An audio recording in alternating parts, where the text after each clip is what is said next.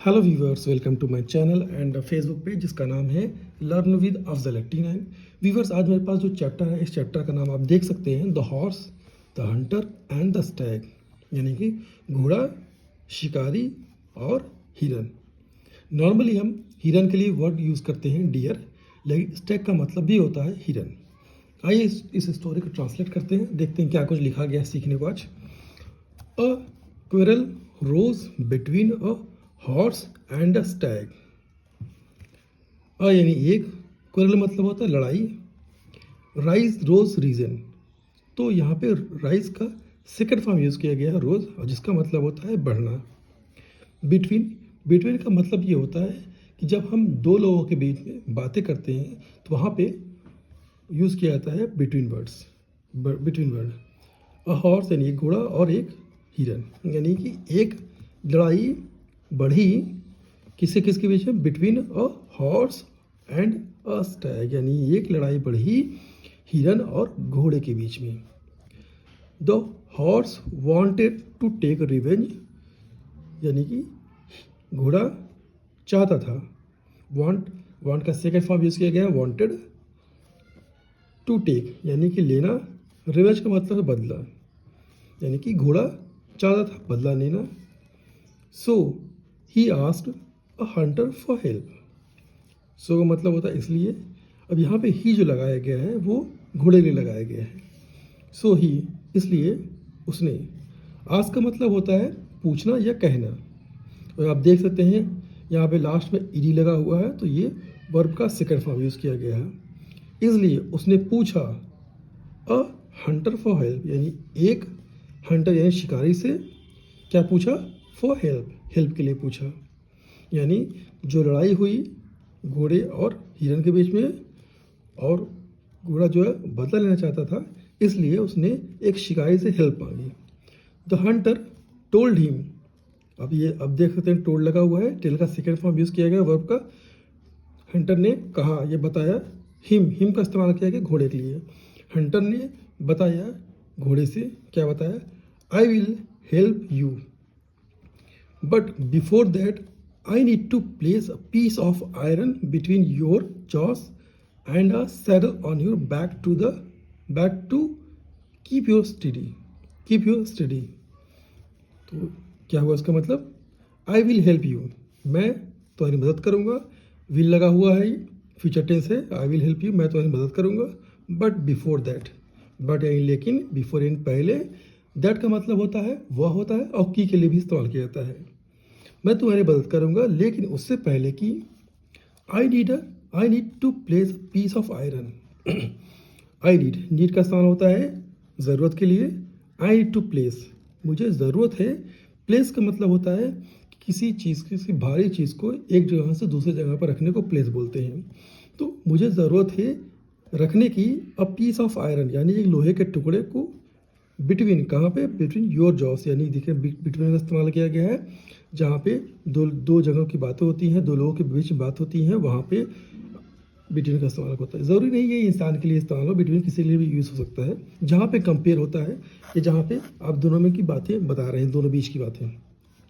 तो यहाँ पे ये कह रहा है कि I need to place a piece of iron between, मुझे ज़रूरत है रखने की, क्या रखने की, पीस ऑफ आयरन, यानी आयरन लोहे के टुकड़े के रखने की ज़रूरत है। कहाँ पे, between your jaws and a saddle on your back to keep you steady, यानी तुम्हारे जॉज यानी जबड़े की बात हो रही है, वहाँ पे एक लोहे के टुकड़े के रखने की ज़रूरत है। एंड, और एक सैडल, सैडल का मतलब होता है काठी होता है, काठी काठी रखने की ज़रूरत है। कहाँ पे, ऑन योर बैक, यानी तुम्हारे पीठ पर रखने की ज़रूरत है। टू कीप यू, अब ये रखने की ज़रूरत है कि अब क्यों रखने की ज़रूरत वो बता रहा है। टू कीप यू स्टडी, यानी कि तुम्हें एक तरह से स्थिर बनाने के लिए, स्टडी का मतलब होता है स्थिर, स्थिर बनाने के लिए ये रखने की ज़रूरत है।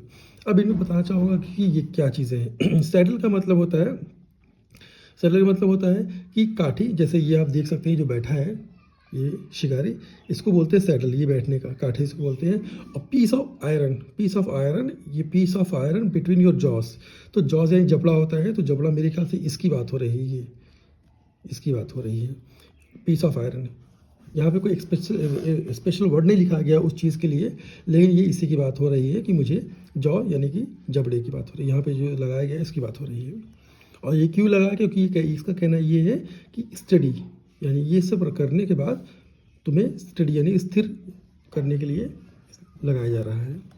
The horse did not realize what that meant but agreed to the terms. यानी कि अब यहाँ से यहाँ तक अगर सेंटेंस अगर देखेंगे आप, तो ये सेंटेंस बनाया गया है पास्ट इंडेफिनिट का नेगेटिव सेंटेंस, क्योंकि डिड के साथ नॉट लगा हुआ है।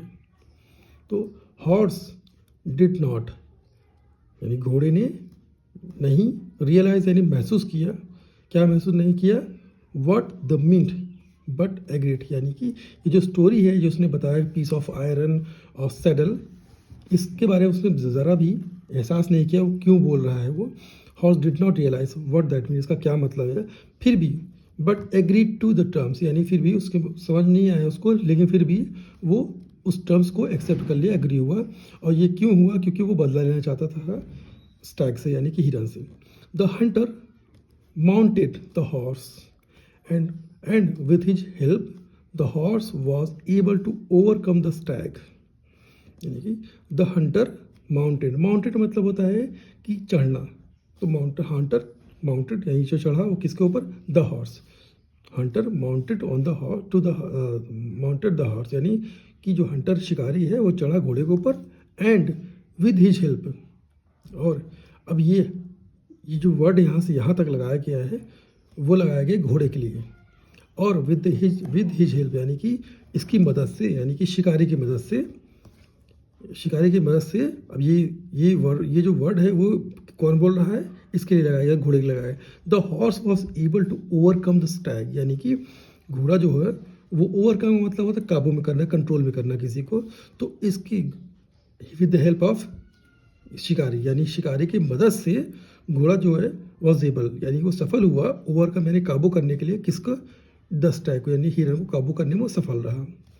देन यानी बाद में या तब the horse ask the Hunter, यानी सारा वो जब उसको काबू करने में सफल हो गया, यानी उसका जो मिशन था घोड़े का वो कामयाब हो गया, सक्सेस हुआ। उसके बाद तब the horse asked the hunter to get off him and remove the piece of iron and a saddle from him. यानी कि घोड़े ने कहा, सेकंड फॉर्म यूज़ किया गया है, आस्क्ड द हंटर, घोड़े ने कहा हंटर से to get off. Get off का मतलब होता है उतरना। आप इस गेट ऑफ का इस्तेमाल कार से उतरते हैं वहाँ भी कर सकते हैं, ट्रेन से उतरते हैं तो वहाँ भी यूज़ कर सकते हैं गेट ऑफ।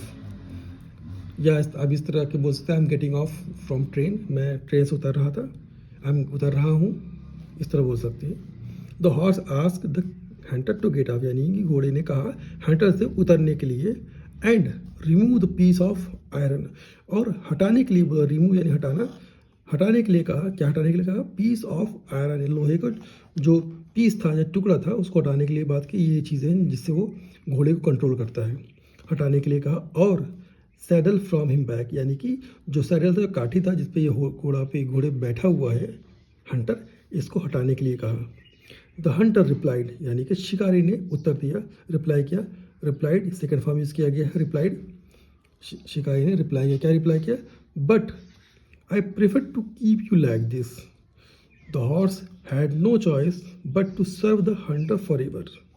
यानी कि शिकारी ने रिप्लाई किया, क्या रिप्लाई किया, लेकिन I prefer to keep you, लेकिन मुझे पसंद है keep you like this, या इस तरह से रखना तुम्हें, मैं प्रेफर करता हूँ। The horse had no choice but to serve the hunter, यानी घोड़े के पास कोई ऑप्शन नहीं था सर्व करने को हमेशा के लिए शिकारी का। अब जिस ये कंडीशन में है, इस कंडीशन में ये था कि वो उसके पास कोई ऑप्शन ही नहीं है सर्व करने के अलावा शिकारी को। तो मोरल ऑफ द स्टोरी ये है कि अगर आप इंसान को यूज़ करते हैं अपने फ़ायदे के लिए, तो इंसान भी यूज़ करेगा अपने फ़ायदे के लिए। इस स्टोरी का मोरल यही है।